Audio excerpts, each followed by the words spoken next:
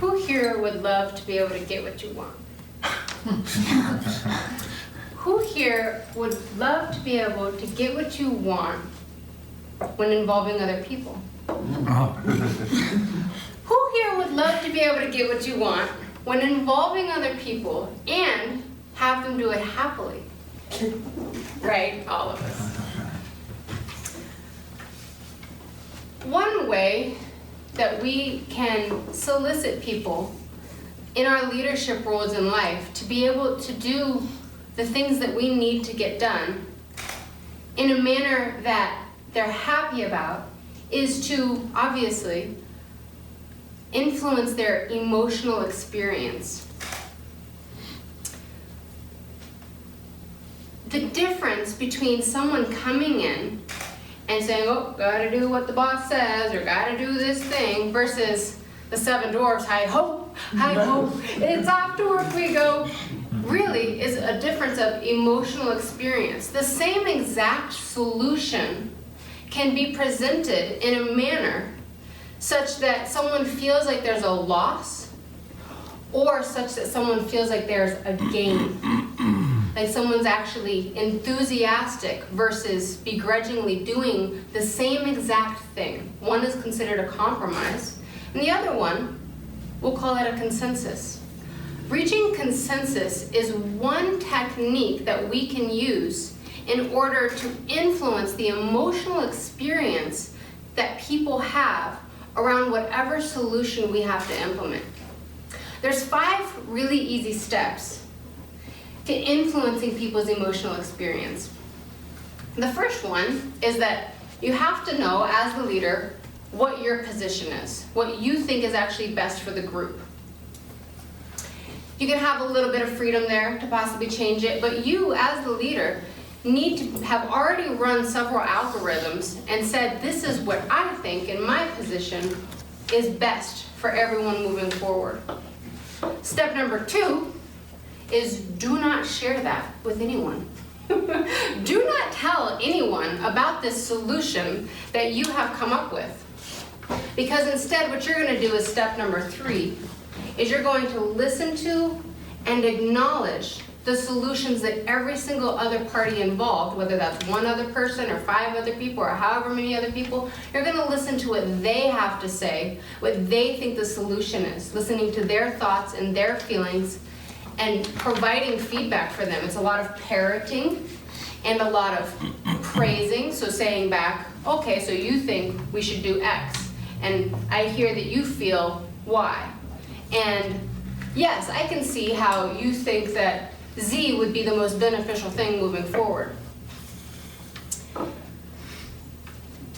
The next step, number 4, is adding a delay in between what the solution is and actually presenting that solution. This gives people the perception that you have given more weight to all of their inputs, as well as with you as a responsible leader, it does give you time for a little bit more wisdom to come in to see if your original solution needs to change.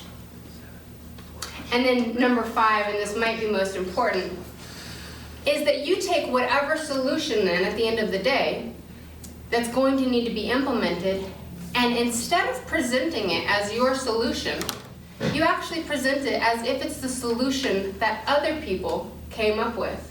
You can do this both in the process as the ideas are flowing in. If you think that the solution should be solution A, and people are saying, well, I think this, and I feel this, and you can say, well, I hear what you're saying. I think A would be a very good solution.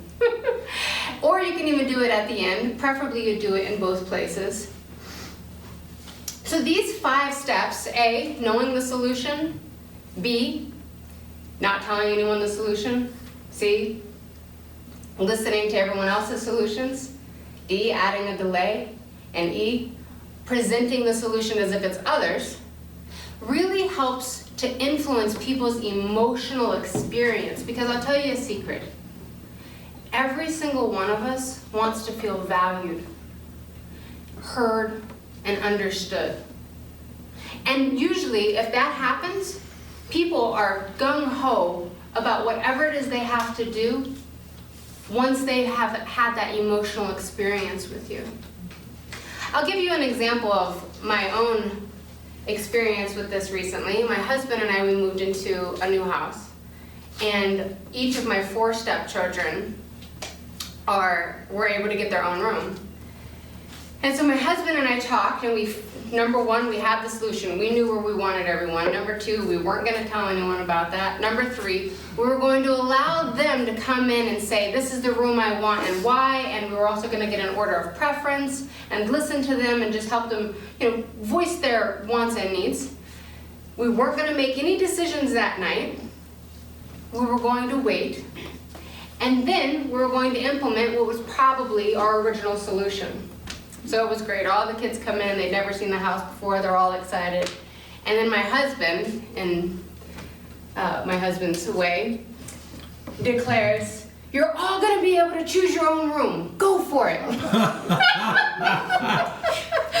And what turned from a harmonious celebration into these children grabbing their shields and their swords and entering into the gladiator pit, circling each other to fight to the death to get the rooms that they wanted, was not quite the manner in which I had envisioned the process going. It's because now I had to usurp the use of the authority from my husband and get everyone actually on the right path back to reaching consensus and trying to influence their emotional experience, which has now gone from neutral to an undesirable emotional experience. But we actually got back on board using these techniques. I think I blocked out most of the experiences. But we did in the end actually get everyone to voice their own wants and needs and implement a solution that we actually thought was best for the group in the entirety of the family. So I hope you can listen to this experience and these steps and these techniques, and the next time that you have a solution that you need to get people on board with, you can consider bringing these skills into your own implementation. Thank you so much.